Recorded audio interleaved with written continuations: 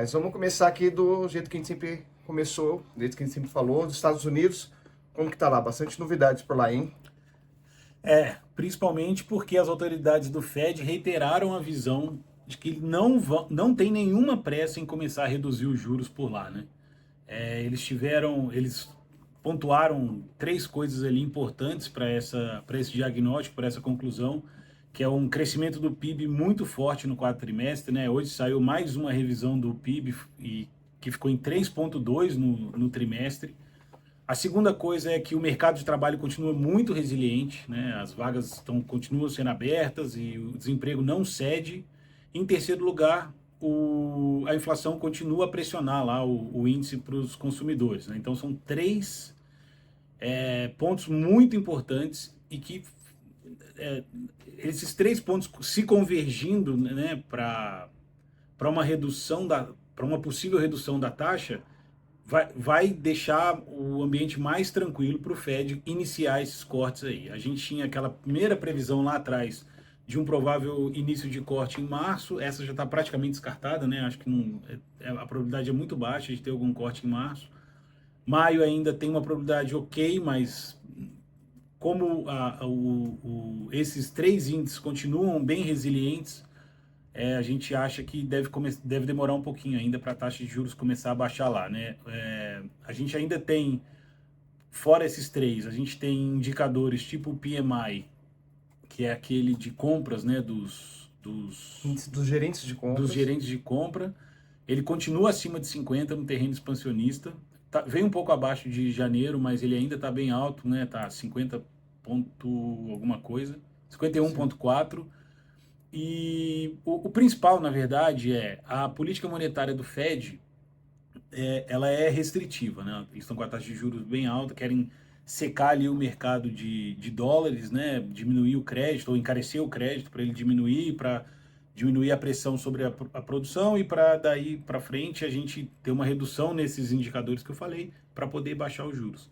Só que, por outro lado, a questão fiscal nos Estados Unidos, ela continua meio maluca, né? Ela não está seguindo o que deveria ser feito, que é uma redução de gastos, um possível aumento ou manutenção ali da arrecadação. E o déficit continua subindo. Desde que o Biden entrou na presidência, o déficit só subiu, né? Os gastos só aumentaram. Esse ano é ano de eleição, então provavelmente ele não deve cortar por agora também. Então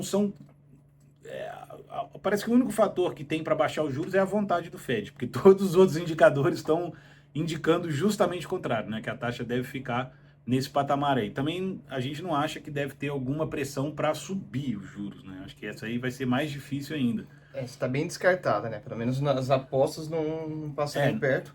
E esse é um drive muito importante, né? As pessoas estão esperando muito ainda a decisão dos juros.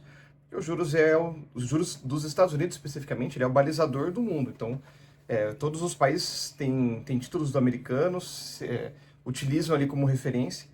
E isso vai interferir na decisão de investimentos, de aplicações, e não somente investimentos financeiros, né, mas como as empresas investem no capital dela para fazer infraestrutura, comprar mais coisas, enfim. É um dado muito importante, muito relevante, que a gente já vem falando dele com bastante regularidade, e ainda a gente continua sem ter uma definição muito clara por enquanto, né? a gente fala que é sem pressa, né? Que o Fed está em baixar os juros, mas também não é tão sem pressa assim, né? Qual que é o problema dos juros altos dos Estados Unidos?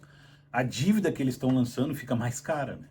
E os Estados Unidos têm uma dívida muito alta e se continuar nesse ritmo, né, de lançar dívida a essa taxa de juros, é um problema lá na frente, né? Um problema para os Estados Unidos resolver lá na frente, porque uma hora vai ter que pagar ou rolar a dívida com uma taxa muito mais alta, o que é péssimo, né, para qualquer país. Obviamente é sempre melhor ter uma taxa menor, mas o Fed não vai, o que ele quis dizer é que ele não vai acelerar esse processo sem que esses indicadores entrem nesse terreno contracionista aí antes.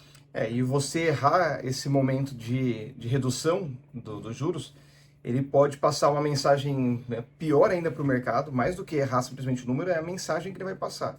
E se for comprovado que de fato foi muito antecipado, isso pode gerar problemas no sentido de fazer com que a taxa ela chegue para o ideal num prazo muito mais longo.